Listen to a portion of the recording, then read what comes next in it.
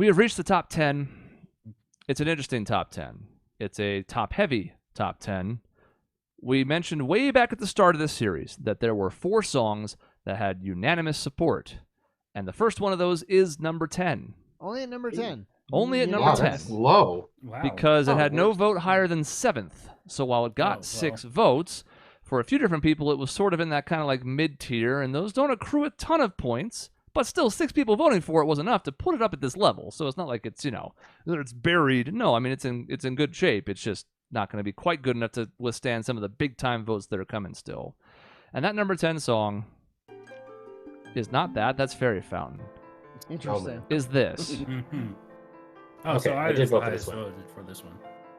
Midna's Lament or Midna's Desperate Hour from Twilight Princess. And for me, even though I voted for this the lowest of the 6 of us, it was still an auto-include for no other reason than because that part of the game is so strong.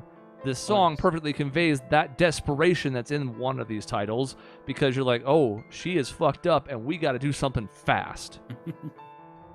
Yeah, It's I also felt that a desperation. turning point for her character too, or it starts the turning point for her because she's kind of a jerk at the start of the game. She very clearly just has her own goals, and you're a pawn to her. She doesn't care about you or anyone in Hyrule.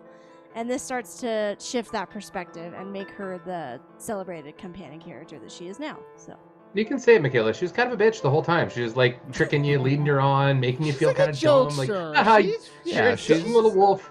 She's bratty, at the very least. If you're trying to be kind, she's bratty. It's sort of in her impish nature to an extent, but at the time you're also like, yeah, but I'm going through a thing right now, okay? I got turned into a dog. I don't like that, so could you be a little more supportive, please? I think she was playing to her appearance. She didn't want to... Spoilers, we don't want to get into the spoilers of the whole character, but she was playing into her appearance a little bit. That's my opinion. It's like 30 years old. I think we can spoil it now. I think we've spoiled other games too. That's okay.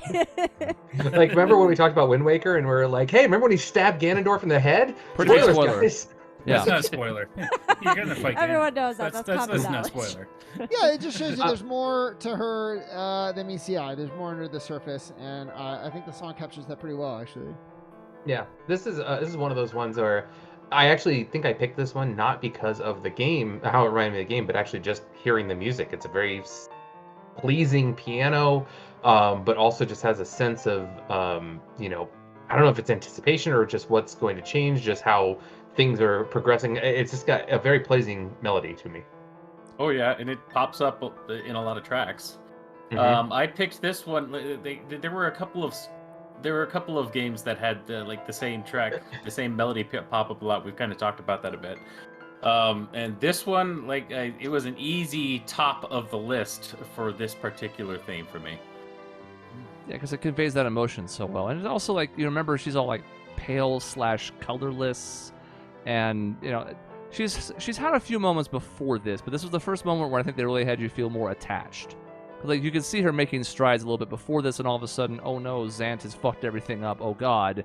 And you're panicking, and the only other person that you have is basically each other. So it does a really good job of, as Michaela said, like transforming your view of this character, because now it's like, all right, whatever differences we have between our worlds, between us, we're going to be in this together, we're going to have to figure it out. Pale and colorless, Chris. You're going to have to be more specific when it comes to Twilight Princess. Wow. Whoa! Damn. Yikes. That's how we ended. I love it.